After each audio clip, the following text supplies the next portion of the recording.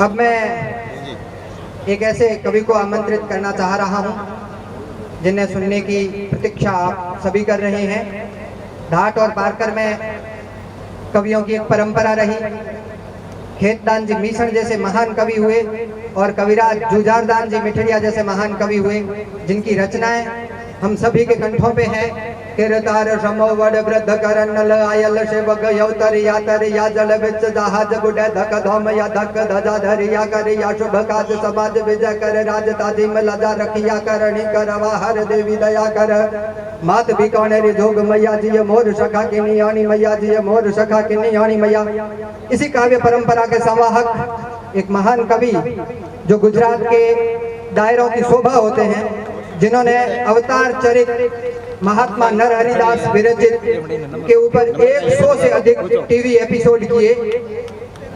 गुजरात में सरकार के द्वारा विवेकानंद यूथ बोर्ड के आप 7 वर्ष तक अध्यक्ष रहे। मेरी वाणी और आपकी करतल ध्वनि एक साथ आह्वान करें। आदरणीय जयेश दान जी जीबा कवि जय पधारे और अपने ओजमय कंठ से आज की सभा को आनंदित करें। कविराज जयेश जी जीबा।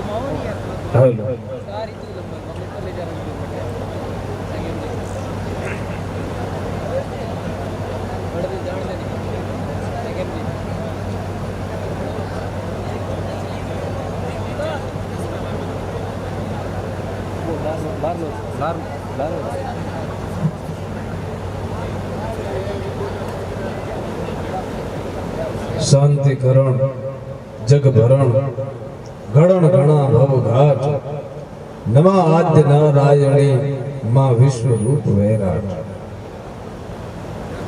चिंता विघ्न विनाशनी कमलासनी शक विष हथी हंस वाहनी मातु देहु सुमत नमो आदि अन्नादि तू ही भवानी तू ही जोग माया तू ही बाक बानी तू ही धरनी आकाश भी भू प्रसार तू ही मोह माया विशेष धारे तू ही चार वेदम खटम भास चिन्हि तू ही ज्ञान विज्ञान में सर्व भीनी तू ही वेद विद्या चौदे प्रकाशी कलामंड 24 की रूप राशि तू ही राग नीराग वेदम पुराणम तू ही जंत्र में मंत्र में सर्व जानम तू ही चंद्र में सूर्य में एक भाषम तू ही तेज में पूज में हो प्रकाशम तू ही शोषणी पोषणी तीन लोकम तू ही जागनी शोभनी दूर दोषम तुही धर्मनी कर्मनी जोग माया तुही खेचरी भूचरी वज्र काया तुही रिद्धि की सिद्धि की एक दाता तुही जोगिनी भोगिनी हो विदाता तुही चार मानी तुही चार खाने तुही आत्मा पंचभूतम प्रमाणी तुही शात द्रव्य नवे खंड मंडी तुही घाट जाओ घाट ब्रह्मांड दंडी तुही धरणी आकाश तु वेद वाणी तुही नित्य नवजोग ना हो भवानी तुही उदर में लोक तीनों युपावे तुही जन्म में खान पानम खपावे तुही एक अनेक माया उपावे तुही ब्रह्म भूतेश विष्णु कहावे और तुही मात हो एक ज्योति स्वरूप। चंद बरदाई जी माँ ज्वाला जी की वंदना में कहते हैं, हे भगवती तेरा इतना विराट स्वरूप है जिसका कोई वर्णन तो नहीं हो सकता, लेकिन तुही मात हो एक ज्योति स्वरूप। अगर तुझे प्रत्यक्ष रूप से देखना है, तुझे साक्षात रूप से देखना है, तेरा सानिध्य प्राप्त करना है, तो हे मां तो ज्योत के स्वरूप में दृष्टि गोचर होती है और ऐसी ही एक ज्योति को प्रज्वलित करके हमारी आई परंपरा की ज्योतिर्धर परम पूज्य वंदनीय आई मां आई कंकु केशर मां ने अभी यहाँ पर एक ज्योति प्रागट्य की और स्वयं आदि आवर से लेकर वर्तमान तक हमारी जो आई परंपरा है उस परंपरा की ज्योति स्वरूप आज इस मंच पर विराजमान परम पूज्य वंदनीय सरल मूर्ति आई श्री कंकु केशर मां के पवित्र चरणों में वंदन करके यहाँ पर उपस्थित समस्त चारण समुदाय और मां भगवती करणी के नाम में श्रद्धा रखने वाले समुदाय को महात्मा तुलसीदास जी ने कहा कि सिया राम मैं सब जग जाने अनकर हो प्रणाम जोर जुग पाना। समस्त संसार में मैं राम और सिया का दर्शन करके वंदना करता हूं, वैसे आज इस जगह पर इस करणी छात्रावास पूगल की धरती पर उपस्थित सभी भक्तों में, उपस्थित सभी तत्वों में मां करणी का स्वरूप दृष्टि करते हुए मैं आप सबको प्रणाम करता हूं। काफी समय भी हो चुका है और अभी कई कवियों की वाणी का प्रसाद भी लेने का है। दिन भर यहाँ पर एक प्रभावशाली कार्यक्रम प्रस्तुत हुआ है। पूज्य आई मां यहाँ पर विराजमान है, लंबा प्रवास करके यहाँ पर पहुंचे हैं और अभी भी थके हुए बावजूद भी आपके और हमारे सबके ऊपर अनुकंपा करके यहाँ पर उपस्थित है। मंच पर हमारे एडमिन सर के नाम से जो प्रसिद्ध है, जैसे आदरणीय मोहन सिंह जी, जिनकी वाणी की विरासत आने वाले युगों तक चारण साहित्य का प्रतिनिधित्व करेगी, जैसे मेरे आदरणीय गिरधरदान जी, बलवंतदान जी, राजन जी, कविराज जी, जिन्होंने अभी प्रस्तुति दी, आप सब और मंच पर विराजमान सामने बैठे हुए चारणों की जो महान प्रतिभा की यहाँ पर बात की गई, चारणों की जिन कविताओं की, जिन विरासतों की, जिन धरोहरों की यहाँ पर बात की गई, आज मैंने मुझे आज पूरे कार्यक्रम में मैं जब से आया हूं तब से सभी वक्ताओं को सुन रहा हूं। आदरणीय लखावत साहब को भी मैंने आज यहाँ सुना। लखावत साहब आज इस देश में हमारा प्रतिनिधित्व है और चारणों का प्रतिनिधित्व कैसा बोलता है उसका प्रभाव यहाँ पर प्रमाण आदरणीय लखावत साहब ने दिया कि चारणों का प्रतिनिधि जब जगत के सामने अपनी बात रखता है, चारणों का प्रतिनिधि जब वाणी लेकर जगत को सुनाता है, वो वाणी कैसी होती है। तो मैं आज एक चारण होने के नाते गौरव से उनकी अनुपस्थिति में कह रहा हूं, नहीं तो कई बार मंच पर ऐसा होता है कि हम किसी की प्रशंसा उनकी उपस्थिति में करते हैं क्योंकि उनको अच्छा लगे। लखावत साहब यहाँ पर उपस्थित नहीं है, लेकिन मैं आज चारण होने के लिए मेरे पास जितने भी गौरव हैं उन गौरवों में एक विशेष गौरव आज ये मुझे अनुभूत हो रहा है कि मैं गौरवान्वित हूँ कि मैं उस चारण जाति से हूँ जिसका नेतृत्व ओमकार सिंह जी लखावत जैसा चारण करता है।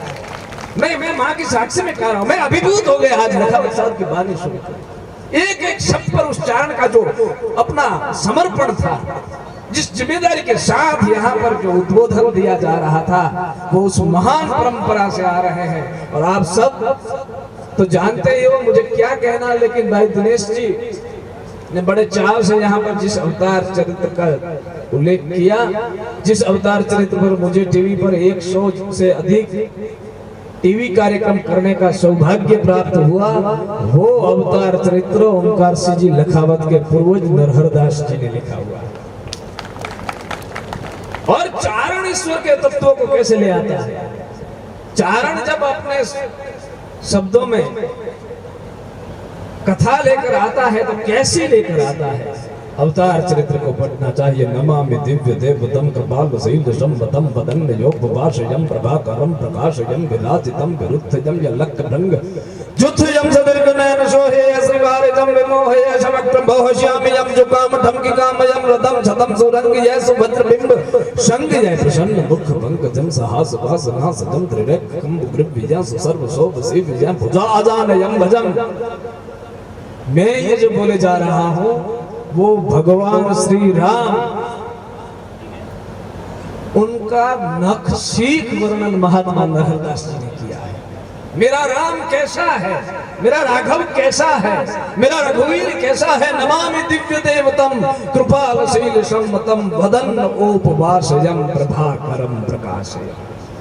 जिनके मुखमंडल पर अनेकों अनेक प्रभाकर सूर्य प्रकाशित कर रहे हैं, वो मेरा राघव है। घोषणा करनी है कोई तो आप आराम से करें। मैंने सोचा दिनेश जी हमें इतना संकलन करने वाले की ये बहुत बड़ी जिम्मेदारी होती है। मैंने कई सालों तक शुरू में मेरा प्रारंभ संचालन से, मैं कार्यक्रमों में गई, चंद्रदान जी मुझे संचालन करने के लिए ले जाते थे। मेरे गुरु बंधु है चंद्रदान जी खड़िया। चंद्रदान जी अभी आप एक दोहा बोले कि ननिहाल में जब महापुरुष थे तो आज चंद्रदान जी का ये ननिहाल का घर है। तो मैंने संचालन से शुरू किया है। मुझे मालूम है संचालक के ऊपर बहुत बड़ी जिम्मेदारी होती है, लेकिन घाट पार करके सभी कार्यक्रमों को मैं एक बार आप सबसे चाहूंगा कि सभी कार्यक्रमों की शोभा बढ़ाने वाले दिनेश आसिया को आप तालियों से एक बार नवाजें। मैं कई सालों से अपने कार्यक्रमों में आ रहा हूँ, हर कार्यक्रम को इन्होंने सुशोभित किया है। तो राघव है कैसा, राम की मूर्ति। मैंने तो ये सोचा कि ये जब 2024 में तारीख घोषित हो चुकी है, अयोध्या में भगवान श्री राम की मंदिर में मूर्ति प्रतिष्ठा होने जा रही है, और उस महान कार्य में जो भी अपना योगदान दे रहे हैं उनसे हम कहते हैं आप उस राम को विराजमान कीजिए जिस राम की कल्पना हमारा नरहरदास करता है। प्रभाकरम प्रकाशयम विराजितम विरुद्धयम अलग भंग जुथयम सदीर्घ नयन सोहे। गिरधर जी आप देखिए कितना राम का आबेहूब वर्णन किया है। आंखें कैसी हैं, लंबी आंखें, सदीर्घ नयन सोहे श्री वारी जम होंगे, और शुष्क आंखें नहीं है, पानीदार आंखें हैं। सुवारी जम विमोह ऐश वक्र भोह श्यामयम जो कामठम की कामयम रदम छदम सुरंग ये सुवज्र बिंब संग ये प्रसन्न मुख पंकजम। इतना प्रभावशाली दीप्यमान राम का मुखमंडल है, लेकिन राम का मुखमंडल देखते ही जो अनुभूति होती है, नरहरदास जी कहते हैं वो आनंद की अनुभूति है। पदम अभय पंजरम शरणितम सुरासुरम सदैव सहस शीस यह जो दिव्य मान अधिस है सुरस्तरी निवास है समूल पाप नाश है। राम के एक एक श्री अंगों का वर्णन करते हुए चारणों की भाषा किसी प्रांत तक सीमित नहीं है। ये तो लोगों ने एक ऐसा वातावरण खड़ा कर दिया कि चारणों की कविताएं समझने में नहीं आएगी। आप यहाँ पर बैठे हुए विद्वानों से मैं कहता हूँ, गिरधर जी ने पहले से ही कहा कि सामने बैठे लोग इतने विद्वान हैं कि मंच के लोगों को, हम जैसों को, उनको सुनने के लिए उनके चरणों में बैठना ही चाहिए, तो ही हम कुछ प्राप्त कर सकेंगे। लेकिन एक ऐसा माहौल बना दिया गया इस देश में कि चारणों की कविताएं समझी नहीं जाएगी। अगर आप चारणों की कविताओं को भाव से पढ़ोगे, आप अवतार चरित्र को पढ़ोगे, आप हरियश को पढ़ोगे, आप देवयान को पढ़ोगे, आप हंस भास्कर को पढ़ोगे, तो एक भी पंक्ति ऐसी नहीं है जो आपके हृदय को स्पर्श न करे। मुड़ा तेल तिल माज वास जिम पुहप विराजत रंग मजिट सो रहत शब्द जर्थांधिक साजत बेलना सायर वसत दारू महागन दिखावत। ईश्वर का तादम्य साधने का जो तरीका महात्मा ईश्वरदास जी हरिदास में बता रहे हैं, वो वेदकालीन परंपरा से जुड़ा हुआ है। परम तत्व मुझसे कैसे जुड़ा हुआ है? मुड़ा तेल तिल माय वास जिम पुहप विराजत।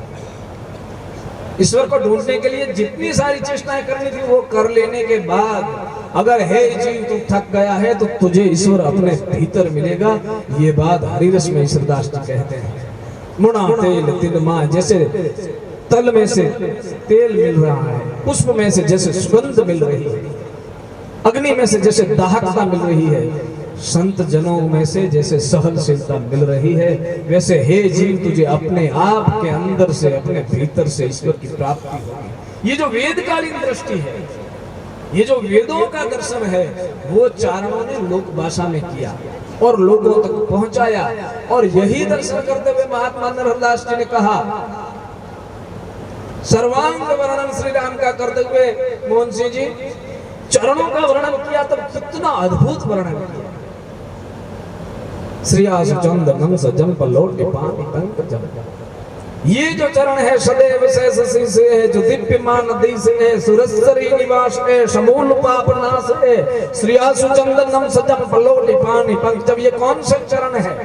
भगवान श्री राम के देहाकृति का वर्णन करते हुए महात्मा नरहरदास जी कहते हैं, ये तो वो चरण है, ये नारायण का वो चरण है जहां पर सदैव शेषनाग का शीश दृश्यमान होता है।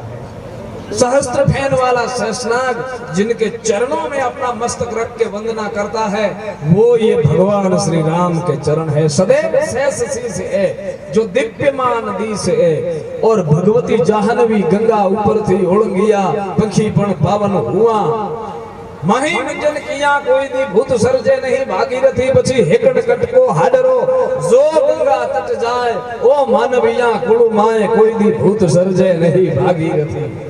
ये भागीरथी गंगा जहां से प्रकट होती है, वो ये नारायण के श्री चरण है, ये नारायण का अवतार श्री राम है। श्री सदैव शेष शीश है, जो दिव्यमान नदी से है, सुरसरी निवास है, और ये जाह्नवी का प्रागट्य स्थान है, समूल पाप नाश है। मेरे राघव के चरणों का स्मरण करके जीव के समस्त पापों का विनाश हो जाता है, समूल पाप नाश है। और इससे बढ़कर तो श्रीयासु चंदनम सजम पल्लोटी पानी पंकजम, श्री नाम लक्ष्मी जी अपने कर कमलों से चंदन को घिस घिस कर अपने हाथों से जिनके चरणों में लेप करती है, वो ये नारायण के चरण है, ये मेरे राघव के चरण है। श्री आसु चंदनम सजम पलोटी पानी पंकजम। लेकिन चारण की महत्ता यहाँ पर दृष्टिगोचर होती है। ऐसा तो सब कोई लिख देगा, ऐसी तो राम की महानता वैभव का वर्णन कोई भी करेगा, लेकिन नरहरदास यहाँ पर भिन्न होकर आता है, यहाँ पर नरहरदास अलग होकर आता है, यहाँ पर नरहरदास मौलिक होकर आता है कि देखिए ऐसा जो ईश्वरी तत्व है, वो क्षात्र धर्म को निभाने के लिए क्षत्रिय कुल में एक मनुष्य का देह धारण करके आने वाला ये श्री राम चरित्र व्रतचारिणम वनम घनम विहारिणम, मनुष्य का चरित्र उजागर करने के लिए आज जंगल में एक सामान्य मनुष्य की भांति इन चरण कमलों को खुले पैरों को लेकर, ये जो चरण है इनको खुले लेकर जंगल में विचरण कर रहा है। और इन चरणों में कांटे लग रहे हैं, इन चरणों में कंकर लग रहे हैं, और इन चरणों में छाले पड़ रहे हैं। उन छालों में से जो रक्त की धाराएं बह रही है, नरहरदास जी कहते हैं वो मेरे राघव के चरित्र को उजागर कर रही है। ये मौलिक दृष्टि चारण की कविता की होती है। चरित्र व्रतचारिणम वनम घनम विहारिणम। तो जो आइमा उपस्थित हैं आज, बाकी तो सारे विषयों पर सबने बोल दिया, हम सबने ये भी कह दिया कि चारण की वाणी सबसे महान है। मेरा प्रयत्न है कुछ उस वाणी की कुछ प्रसादी में आप तक पहुंचाऊं। नरहरदास जी दृष्टि करते हैं और रामचरितमानस के जैसे महात्मा तुलसीदास जी वर्णन करे वैसे अवतार चरित्र के रामावतार में नरहरदास जी कहते हैं कि पंचवटी की कुटिया के अंदर एक दिन प्रभात के समय जपा कुसुम शंका शंका स्वयं महाधुतिम तमोरी सर्व पापग्नम प्राणो दोष में दिवाकरम ग्रहण मारादित्य लोक रक्षण कारक विष्णु स्नान संभूता पीड़ा हरंतु मेरवी अम क्षमा भड़ आफळे भांगे केतारा भरम ते वेळा कश्यप तणा सूरज राखे शरम सूरज धन सांपड़े सूरज संपद होय सूरज रो समरण करे तास नगंजे कोय गह के गौशाला छूटा गाला पखिया माला पर हरियां दे जल दे वाला कलियां ताला हुआ उजाला तम हरियां वायां जलराला नाद वडाला साध संखाला सतसेवा जय जय जगवंदन काश्यप नंदन दारिद्र निकंदन रवि देवा जय दारिद्र निकंदन रवि देवा जय दारिद्र निकंदन रवि देवा। ऐसे ब्रह्म मुहूर्त के समय में पंचवटी की कुटिया में एक दृश्य होता है और एक स्वर्ण मृग का आगमन हुआ। वाल्मीकि ने स्वर्ण मृग का वर्णन किया, तुलसीदास जी ने स्वर्ण मृग का वर्णन किया, रसिक बिहारी जी ने स्वर्ण मृग का वर्णन किया, तेलंग के रामायण में कंब ने स्वर्ण मृग का वर्णन किया, लेकिन अवतार चरित्र में जो महात्मा नरहरदास जी ने वर्णन किया वो तो न भूतो न भविष्य। एक मृग आया है और जैसे ही पंचवटी की कुटिया में पधारे आए हुए मर्ग को देखकर जानकी जी की दृष्टि उद्भव स्थिति संहार कारणीं क्लेश हारणीं सीता नतो हम राम वल्लभा। तुलसीदास जी कहते हैं सीता कौन है जो इस ब्रह्मांड का सर्जन करती है, उसको स्थित रखती है और समय आने पर उसको लय कर देती है, वो महाशक्ति स्वयं जानती है। और वो जानकी स्वर्ण मृग के ऊपर दृष्टि करके ऐसे कहती है प्रभु मुझे ये मृग चाहिए। भगवान श्री राम शिकार करने के लिए धनुष बाण हाथ में धारण करते हुए और उस वक्त लखन भैया से कहते हैं कि लखन मैं मृग का शिकार करने के लिए जाता हूं और आप यहाँ पर उपस्थित रहो। और इस प्रसंग को जैसे ही नरहरदास जी अपनी दृष्टि से मूल्यांकन करते हैं, जो लखन श्री राम का शब्दों का आज्ञाकारी है, जिस लखन का जीवन ही राम की आज्ञा का पालन करना है, जिनका जीवन मंत्र ही अनुशासन है, वो लखन कहता है कि अखिल सृष्टि युद्ध बन याद विधि हो उपाय नहीं देखो नहीं सुनियो यह जो कंचन मृग आयो। हे भगवान, हे प्रभु, आप तो सचराचर सृष्टि के ज्ञाता हो, लेकिन आज जो क्रिया आप करने जा रहे हो वो मेरी समझ में नहीं आ रही है। आप क्या कर रहे हैं? महात्मा नरहरदास जी लिखते हैं कि आज्ञाकारी लखन आज श्री राम की आंखों में आंखें डालकर बात कर रहा है। हे प्रभु, आप क्या बात कर रहे हैं? स्वर्ण मृग कहीं पर होता है कि अखिल सृष्टि उत्पन्न आदि विधि हूं न उपाय। ब्रह्मा जी ने जब इस सृष्टि की रचना की उस वक्त कहीं स्वर्ण का मृग बनाया, ऐसा कहीं सुनने में तो नहीं आया। नहीं देखो नहीं सुनियो यह जो कंचन मृग आयो। सुनहु राम जैसे अखिल माया उपराजत अरे कपट पेश बहु करत समय लखी कारज सारत। उच्चर्यो लखन सिद्धांत यह कि प्रभु व्यापक भव भूत पर विनाश काल हव तब बस यन बुद्धि हो तो विपरीत पर। मैं चारण वक्ताओं से अनुरोध करता हूं, चार को जीने वाले मेरे युवाओं से मैं अनुरोध करता हूं, मैं अनुरोध करता हूं उन उद्भव होने वाले नूतन कवियों से जो कह रहे हैं कि हमें कविता लिखने के लिए मार्गदर्शन नहीं मिल रहा है, जो कह रहे हैं कि हमें छंदों का ज्ञान नहीं हो रहा है, हम कविता का सर्जन कैसे करें। उनसे मैं अनुरोध करता हूं, आप एक बार अवतार चरित्र पढ़ लीजिए, आपको और किसी के पास कविता सीखने के लिए जाने की आवश्यकता नहीं होगी, इसकी मैं गारंटी देता हूं। आप एक बार अवतार चरित्र को आत्मसात करके पढ़ लीजिए, छंदों का बंधारण आपके हृदय के अंदर स्वयं उद्भव हो। महात्मा नरहरदास वो ताकत लेकर आया है और भगवान राम को लक्ष्मण लखन जी कहते हैं प्रभु ये विनाश काल का दर्शन है और बुद्धि आपकी विपरीत हो रही है, नहीं तो सर्वस्व त्याग करके अवध से निकलने वाले मेरे माता और पिता समान राघव और सीता कभी स्वर्ण के मृग में लालच नहीं हो। लेकिन जैसे ही भगवान श्री राम चल निकले और भगवान राम मृग का शिकार करने के लिए जा रहे हैं, ये तो सारे रामायणकारों ने लिखा।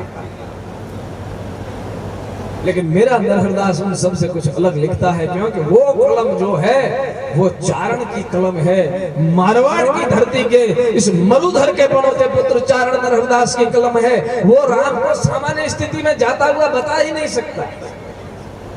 जैसे ही मृग का शिकार करने के लिए राम चल पड़े, यहाँ उपस्थित वर्ग, महिला वर्ग समेत सभी उस वर्ग से हैं जिनके हृदय के अंदर चारणाचार, चारणी साहित्य और डिंगल परंपरा युगों से सींची जा रही है। इसलिए मुझे आवश्यकता नहीं लगी कि मुझे इन शब्दों का अर्थ करना पड़ेगा। लेकिन जैसे ही राम हाथ में धनुष बाण धर के चलने लगे और नरहरदास जी ने लिखा, आप मेरे शब्दों को झेलने और समझने की कोशिश करना कि श्री राम जैसे ही शिकार के ऊपर हाथ में धनुष लेकर जा रहे हैं। नरहरदास जी प्रसंग का वर्णन करते हैं। प्रसंग कैसा दिखता है? कटिपट लपेट जट जूट गोप जा रक्त नैन प्रकटीश यो प्रकृत सज्ज धनुष डंगार के निचर बदक करवान लीन मृगराज चलने चल मृग हिमान संधान बाण सुर का सार कटिपट लपेट जट जूट गोप आरक्त नैन प्रकटीश यो कस कबंध करके कमर के बंधन को बराबर से भगवान राघव ने बांध लिया, जुटा जूट को धारण कर लिया, हाथ में धनुष धारण करके लाल धूम जैसे आंखें हो गई और कटिपट लपेट जट जूट को यार सज्ज धनुष टंकार की। और जैसे ही राघव ने अपने हाथ में धनुष धारण करके धनुष का टंकार किया, उसके साथ तो उस टंकार से तीनों लोग गर्जित हो गए। रावण का और मृग का वध का वर्णन कोई भी लिख सकता है, नरहरदास के समान वर्णन और कोई नहीं कर सकता। वातावरण एक निर्माण हो जाता है। कटिपट लपेट जट जूट गोप जार रक्त नैन प्रकटीश यो प्रकृत सज्ज धनुष डंकार के मृगराज चलने चले मृग हिमार संधान बाण सुर काज सार। जैसे ही धनुष के ऊपर बाण का संधान किया, देवताओं का कार्य सिद्ध होता दिखने लगा और राम के धनुष में से एक तीर छूटा और मृग का वध हो गया। ये रामायण की कथा हम हजारों साल से इस देश में गाई जा रही है। आज हजारों कथाकार ये गा रहे हैं, कह रहे हैं, टीवी में, मोबाइल में, यूट्यूब पर हम सुन रहे हैं कि मृग का राम ने वध किया। लेकिन मृग का वध करते वक्त इस सचराचर सृष्टि में क्या क्या घटित हुआ, उस पर अगर किसी की दृष्टि देखनी हो तो वो चारण की दृष्टि, वो नरहरदास की दृष्टि देखनी चाहिए। जैसे ही धनुष के ऊपर से तीर चढ़ा, भगवान राम ने अपने कमर के बंधनों को सुधार करके जटाजूट को धारण करके रक्तमय नयनों से तीर का जैसे ही अनुसंधान करके संधान किया हुआ तीर छोड़ा, वो तीर राम के धनुष से छूटा और मृग तक पहुंचा। इतने अंतर के भीतर कितनी घटनाएं घटी कि राम सोच मुनि त्रास मोच हनुमंत विजय जस मैतन्याम वैदव्य समर्थ दर राक्षस पक्ष बलचरण मही श्रोणी भरमंजन अरुजटाय युद्धरण अचल द्रोणाचल उच्छन सुग्रीव विभीषण राज सुख अन मृग स्वरूप मारीच मार संधान जिते नर हर्ष कवि के शुकर राम संधान सर राम सोच। नरहरदास जी का ऐसा कि जैसे ही ये तीर छूटेगा, इसके साथ क्या मृग का वध होगा? तो मृग के वध होने से पहले एक घटना होगी दूर। जैसे ही ये तीर मृग को लगेगा और मृग का शिकार होगा, उसके साथ सचराचर सृष्टि को चिंता से मुक्त करने वाला राघव स्वयं चिंतित हो जाएगा। राम सोच। जो छंद गिरधर जी नाद वैभव के छंद बनाए जा रहे हैं, लखावत साहब ने जो दोपहर को बात कही कि दिल्ली में किसी ने ऐसा कहा कि चारणों की भाषा साहित्य की भाषा नहीं है, उनको नरहरदास जी का एक कवित्व पढ़ाई। ये जो नाद वैभव वाला कवित है, किसी को ऐसा लगे कि ये चारणों की परंपरा तड़ाक भड़ाक बोल रहे हैं, इसके भीतर क्या भाव पड़ा है उसको कभी विश्लेषण करके देखिए तो सही। बोलने तो मैं जाऊं तो राम सोच मुनि त्रास मोच हनुमंत विजय जस मैतन्याम वैदव्य समर्थ दर नर राक्षस पक्ष। लेकिन इस नाद वैभव में है कि जैसे ये तीर छूटेगा, राम चिंतित हो गए क्योंकि जानकी जी का हरण होने वाला है। राम सोच। लेकिन जैसे ही राम चिंतित हो गए, उसके साथ जब महापुरुष चिंतित होते हैं, तब सामान्य जनता चिंता से मुक्त हो जाती है। मुनि त्रास मोच, मुनियों के त्रास का मोचन हो जाएगा। और ये तीर छूटने के साथ हनुमान नाम के एक बंदर के ललाट में विजय और यश आलेखित हो जाएगा। हनुमंत विजय जस। और जो मैं तन्या मंदोदरी, आज जिसका सचराचर सृष्टि पर अनूठा राज चल रहा है, उस रावण की जो अर्धांगना मंदोदरी है, मैं तन्या वैधव्य, उस मंदोदरी के ललाट में वैधव्य आज इस तीर के साथ लिखा जाएगा। राम सोच मुनित्रास मोच हनुमंत विजय जस, मैं तन्या वैधव्य समर दुर्धर नर राक्षस, भक्ष भक्ष पल चरण मही श्रोणी भरजन मज्जन। पलचर पक्षियों को मांस भोजन मिलेगा तो इस तीर के छूटने के साथ मिलेगा। और इस धरती पर इतना भयंकर युद्ध होगा राम और रावण का, इस धरती पर रक्त के तरंग उठेंगे। राम सोच मुनित्रास मोच हनुमंत विजय जस, मैं तन्या वैधव्य समर दुर्धर नर राक्षस, भक्ष भक्ष पल चरण मही श्रोणी भर मज्जन। और जटायु उद्धरण, जटायु नाम के गिद्ध पक्षी का उद्धार होगा तो इस तीर के छूटने के साथ होगा। सुग्रीव विभीषण राज सुख, सुग्रीव और विभीषण नाम के दो परम श्री नारायण के भक्त आज अपने भाइयों से जो त्रास सहन कर रहे हैं, उनको इस तीर छूटने के साथ उनके ललाट में राज सुख इस तीर के साथ लिखा जाएगा। सुग्रीव विभीषण राज सुख અને મૃગ સ્વરૂપ મારીચ મર, સંધાન ઇતે નરહર સુકવી સુકર राम संधान सर। एक तीर के साथ इतनी घटनाओं का संधान हो जाता है। ये महात्मा नरहरदास जी लिख सकते हैं। जिस चारण महान परंपरा को यहां से आज पूरा दिन दोहराया गया, जिस महान परंपरा के लिए आज यहाँ पर इतनी बातें की गई, मैं और आप जिस छत्र छाया में यहाँ पर एकत्र हुए हैं, यहाँ पर हमारे कवियों का गुणगान गाया गया। पुनः दोहराता हूँ, अनेकों अनेक वक्ताओं ने बहुत उत्तम उत्तम बातें कही, लेकिन हर एक की बात में चारणों के सुराओं से लेकर, चारणों के विद्वानों से लेकर, चारणों के राजद्वारियों से लेकर श्रेष्ठियों तक सबको याद किया गया। हम समाज के विभिन्न क्षेत्रों में काम तो कर रहे हैं, लेकिन हमें एक बात भूलनी नहीं चाहिए। आज यहाँ पर पूज्य आई मां उपस्थित है। मां करणी के नाम का ये छात्रावास है। तब जिस दोहे के लिए कुछ दिन पहले मेरी आदरणीय मोहन सिंह जी से भी मैंने उसका संदर्भ लिया था, मैं आज उस दोहे के साथ आपको एक संदेश देना चाहता हूं। हम चारण विभिन्न क्षेत्रों में कितनी भी प्रगति करें, हमारी काव्य शक्ति कितनी भी प्रभावशाली क्यों न हो, हमारी सूझबूझ कितनी भी विचक्षण क्यों न हो, लेकिन हम चारणों को एक बात नहीं भूलनी चाहिए। वो बात क्या है? वो बात लखाजी बारठ ने दुर्साजी आढ़ा को कही थी। वो बात आज से 450 साल 500 साल पहले जो बात लखाजी बारहठ ने दुर्साजी आढ़ा को कही थी, और दुर्साजी को लखाजी ने कहा, एक संदेश दिया था कि दुर्साजी स्वयं राजद्वारी होते हुए भी शहंशाह जलालुद्दीन अकबर के दरबार में एक आदर भर स्थान पाने के बाद लखाजी बारहठ जिस चीज को याद रखता था अपने दिल में, जिस साधना को याद रखता था, जिस उपासना को अपने दिल में अपने हृदय में याद रखता था, और वो संदेश अपने आने वाली पीढ़ियों को देता था। लखाजी के लिए दुर्साजी ने कहा, दिल्ली दर्भ अम्ब तरु ऊंचो है अपार, लखो चारण चारणा के डाली निमामन हार।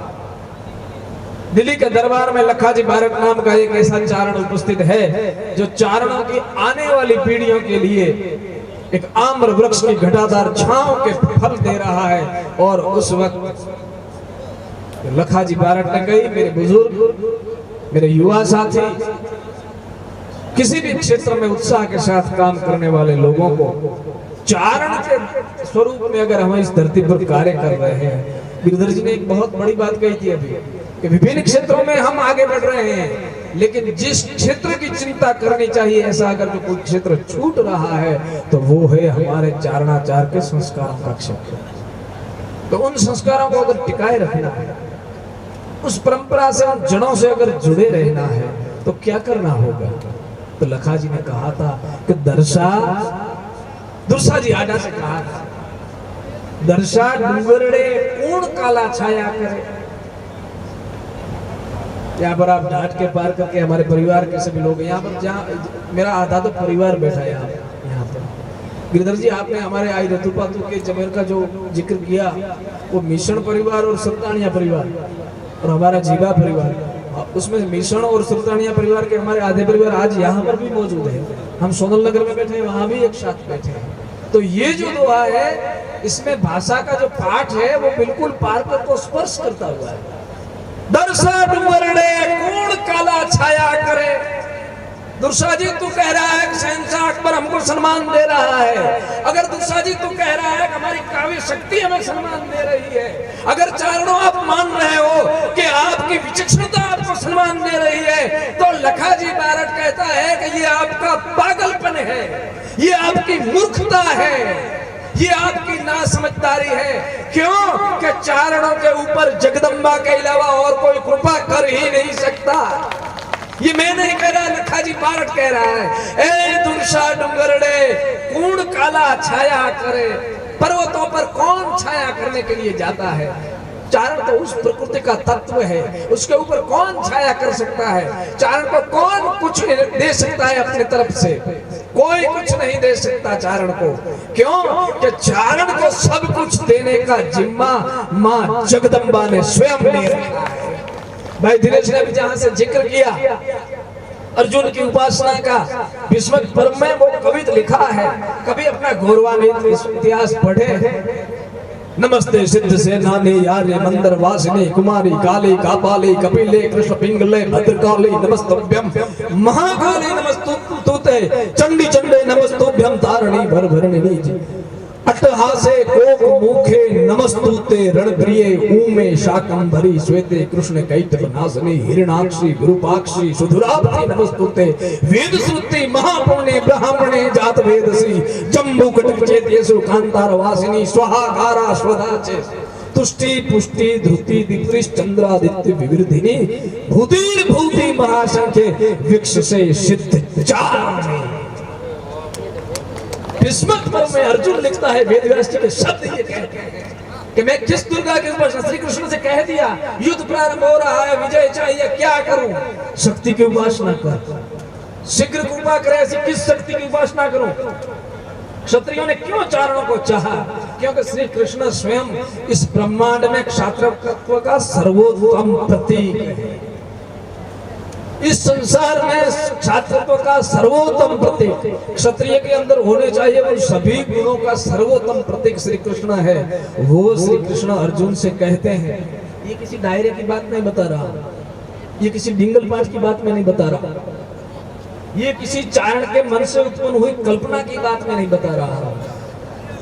जिस वेद व्यास का प्रमाण लेकर आप गीता को लेकर समूचे संसार में कहते हैं कि हमारा सनातन धर्म महान है, उस गीता का आलेखन करने वाले श्री कृष्ण को, जिसने गीता जिनके शब्दों में शब्दबद्ध की गई, वही वेद व्यास लिखता है युद्ध भूमि विक्ष से सिद्ध चारणे। अर्जुन उस शक्ति की उपासना करता है जो युद्ध भूमि में सिद्धों और चारणों द्वारा पूजित की जाती है। तो सजनों, लखा जी बारट ने ये कहा है कि दुर्सा किसी गैर समझ में रहने की कोई आवश्यकता नहीं है, और यही बात मैं विनम्र भाव से यहाँ पर उपस्थित मेरे आप सभी श्रद्धेय लोगों से कहना चाहता हूँ।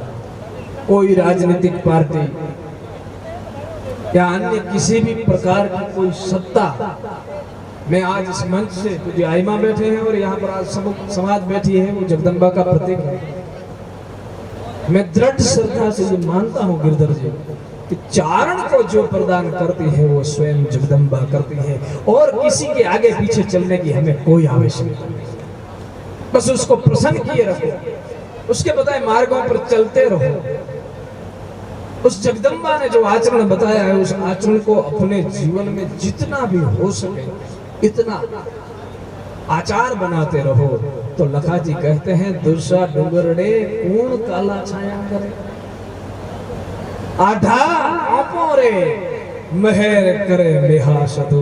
हमारे ऊपर तो मेहा सदु करनी मेहर करती है, हमारे ऊपर तो आदि आवन मेहर करती है, हमारे ऊपर तो खमकारी खोड़ियार मेहर करती है, हमारे ऊपर तो आई कंकुमा बैठी है वो मेहर करती है, हमारे ऊपर इन जगदम्बाओं की मेहर होती है। अन्य किसी की कृपा पात्र बनने की हमें कोई आवश्यकता भी नहीं है। और मैं यहाँ पर दोहराना भी चाहता हूँ, अगर चारणाचार को बनाए रखना है, अगर चारण तत्व को जीवंत रखना है, तो ये मात्र नहीं बातें मंच से बोले, सिर्फ मंच से बोलते रहे हम और अपने जीवन में अनुभव न करें, तो इन बातों की पूर्णतः प्रतीति नहीं होगी।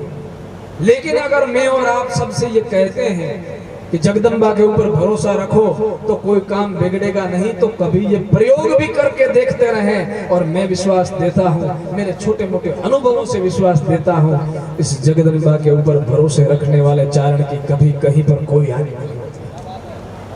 इस विश्वास के साथ चले। लखा जी जो 450-500 साल पहले कहे गए उनको अनुभूत करके चले कि आधा ओपो रे मेहर करे एक मेहा सधु। हमारे ऊपर तो मेहा सधु की मेहर रहती है। इस जगदम्बा की कृपा मेरे और आपके सबके ऊपर सदैव बनी रहे। आज यहाँ पर गूगल में आकर मैं तो मेरे परिवार के बीच आया हूँ, ऐसी अनुभूति हो रही है। अंत में पूज्य आई माँ और सबको चरणों में विनम्र भाव से वंदन करते हुए, जिस मेहा सधु के नाम से ये छात्रावास है, उस माँ करणी की हमारे पार करके प्रसिद्ध कवि खेतांजलि मिशन की एक वंदना के साथ माँ जगदम्बा आपके और मेरे सबके हृदय में श्रद्धा की ज्योत प्रज्वलित रखे। और यहाँ पर चारणों ने जो संकल्प लिया है, जो प्रकल्प खड़ा किया है, वो सदैव देदीप्य मान रहे। इस भाव के साथ माँ जगदम्बा के श्री चरणों में प्रार्थना करता हूँ। अर्ज करा सांभળી याव शक्ति अबे गरज नज पड़ी छे येथ गाठी अठे मां आवजे रूप तू आवड़ा देवी या वडेरी देव डाठी।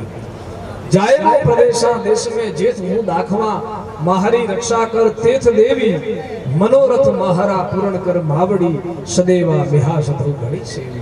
थान देशनोक में थापोड़ो थाहरो महारो वसीलो तुझ माता भिड़ुकट सेवक का हवे तू भुजाड़ी विशाली जानती सर्व बाता। तो डणक तो केहरी चढ़े ने दाढ़ाड़ी अने 14 सहायता करे चंडी भड़ेड़े कुंडला कान में भवानी जड़ेड़े हारलो तेज झंडी। लोबड़ी शिशराज ऊपरे रखिए हाथ में डमरू आव हाली जणंगे वीछियां पाव में झांझरा वडाली पाथुआ मातवाली। त्रिशूला हाथ में खड़ग तू तोड़ती बोलती हुंकारा होई बेले। आज तो समय भी बहुत हो गया है और विषय भी बहुत चलाने जैसे अभी बलवंत जी को सुनना है। नहीं तो चारणों की जो उपासना की पद्धति है, चारणों का जो जगदम्बा के प्रति भाव है, गिरधर जी एक तरफ खेतांजलि मिशन जो पार करके एकदम देहाती गांव में रहा चारण, जिन्होंने ब्रजभाषा पाठशाला में अभ्यास किया, लेकिन उनको वातावरण एकदम रिमोट एरिया जैसे आज कहते हैं वहां पर रहा चारण। एक तरफ उसकी ये वंदना रखो और दूसरी तरफ मैं कहता हूँ, जाहिर मंच से कहता हूँ, अगर किसी विद्वानों को बैठना है तो मैं उनके साथ बैठने के लिए तैयार हूँ और कहता हूँ एक तरफ हमारे खेतान की स्तुति रखो और एक तरफ मारगान की दुर्गा सप्तशती रखो। मेरी खेतान की स्तुति में दुर्गा सप्तशती का संपूर्ण भाव आता जाता है। मैं ये पढ़कर अभ्यास करके आपको बता रहा हूँ। बोलती हुंकारा होई बेले कंचवो हीरामण जड़ी ने कसेलो वसेली मरुधरी जाव वेली धमरोड़ धुपला जगाड़े धजाड़ी मायाड़ी भेड़ियो ओट माथे तो वाजड़ा ढोल रणतुर तू वजाड़े अने सजाड़े जोगनी सर्व साथे। किलोला हास कैलाश में करंती फरंती फूदड़ी चोज फेरा 84 चारणू नवलख चंडियों डारणी दई तो तना डेरा सावड़ू यरज्जू गावती शक्ति जगत रे ऊपरे झंड जामे अड़ेड़े उड़ंती वाट आकाशा सड़ेड़े खेचरी शाम सामे जोधपुर उदयपुर बीकाणो जाहरा के थाहरे वशीले भूप राजे करूं हूं के तेरा वखाण मां किनियाणी वधे कृत थारी घणी आजे वदे जो करनला नाम थारो वडो भूतड़ा प्रेतड़ा जाए भागी अरे धरे जो ताहारो ध्यान दिलकर धरे लड़े जगते हरे पाए लागी। खेतान जी कहते हैं माँ तेरे नाम का कितना प्रभाव है। कि तेरा स्मरण करने से तो भूत प्रेत या अन्य बाधाएं दूर हो जाती है, लेकिन एक और प्रभाव बढ़ता है। तो आश्रिता नाम न विपन्नराणाम तो आश्रिताम हयाश्रयांताम। मार्कंड कहता है दुर्गा सप्तशती में, तेरे आश्रित पर विपदा नहीं आती। रोगान शेषान पहंसि दुष्टा रुष्टा तो कामान शकलान भिष्टान तो आश्रिता नाम न विपन्नराणाम तो आश्रिताम हयाश्रयांताम। तेरे आश्रितों पर विपदा नहीं आती। तेरे आश्रित यानी कि जगदम्बा के आश्रित वो स्वयं इतने सक्षम हो जाते हैं कि विपदाओं से घिरे लोगों को वो स्वयं आश्रय दे सकते हैं, वो स्वयं उनका रक्षण कर सकते हैं। तो धरे जो ताहरो ध्यान दिल कर धरे, जो तेरा ध्यान अपने हृदय पर हाथ रखकर संपूर्ण सत्य भाव से हे मां करणी करते हैं, उसका प्रभाव क्या होता है कि जो तेरे चरणों में वंदन करता है ये सारी दुनिया उसके चरणों में वंदन करती है। लड़े जग तेहरे पाए एहड़ी वडी आई तू धरा रे ऊपरे अमु परे विष हथ धरे माता धुरंधर काज करे सिद्ध मन धर्या जे अने उड़ा जे रमा पर विघन जे आता बड़के डाढ़ भरा कड़के पीठ कमठरी धड़के नाग धरा के वाघ चढ़े जद विष हथी। हे मां, हम जब भी तुझे बुलाएं, धुरंधर कार्यों के लिए बुलाएं, समर्थ कार्यों के लिए बुलाएं, परिणाम लक्षी कार्यों के लिए बुलाएं, अपने कर्तव्य और समर्पण के लिए मां हम जब भी तुझे याद करें तो एहड़ी वली आई धरा रे ऊपरे अमु परे विष हथ धरे माता धुरंधर काज करे सिद्ध मन धर्या जे उड़ा जे अमा पर विघन जे आता दानवा केतरा दुर्जना दले तो कड़े कर महारा समझ केता आसरो अड़ा पर एक ताहरो अंबिका। हम चारण हैं, हम और किसी के आश्रित होते ही नहीं है, हमें सिर्फ एक तेरा आधार है, हम सिर्फ तेरे आश्रित हैं। आसरो अड़ा पर एक ताहरो अंबिका जोराली भेट जे दोष जेता भूचरी सेवका सदरगा भाल वेग ओधार तो गड्ढवाड़ा सो नयन करे नित्य दोष निवारे। बरदाई जी ज्वालामुखी में कहते हैं वही बात यहाँ पर खिदवान जी कहते हैं। भूचरी सेवका सदरगा भाल वेग ओधार आ गड्ढवाड़ा साहरों चारणों भरे जन्म ले शक्ति पवाड़े साड़ा पण तार पाड़ा। आई मां साड़ा अब कोई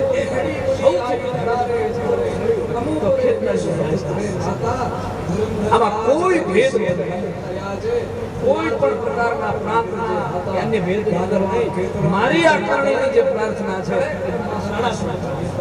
आज सबको के समय यहाँ पर उपस्थित है। मैं तो कई बार उनको गुजरात के कार्यक्रम में मुझे दर्शन का लाभ मिलता है, लेकिन ये साड़ा पाड़ा चारण एक धारण का जो आई सोनल माँ का संदेश है आज वो जगत में दोहराने वाली ये कंको के शर्मा हमारी उसी परंपरा के प्रतीक है। मैं और आप सब सौभाग्यशाली है। मैंने बहुत थके हुए थे तो मैंने उनसे निवेदन किया माँ आप कब बता रहे हैं, बोले तुम थोड़ी देर बोले तो मैं यहाँ पर बैठ, लेकिन मैं खुद देख रहा हूँ मुझे भी संकोच हो रहा है। आई माँ के चेहरे में थकान भी दिख रही है, इतना लंबा यात्रा उनके नित्य क्रम भी होते हैं, लेकिन ये किसके लिए कर रहे हैं ये इतना पुरुषार्थ इतना प्रयत्न। मैंने सूक्ष्म बात चंद्रदान भाई यहाँ पर एक नोट किया। आई माँ यहाँ पर कम से कम 20-25 भाइयों को माँ ने सम्मानित किया।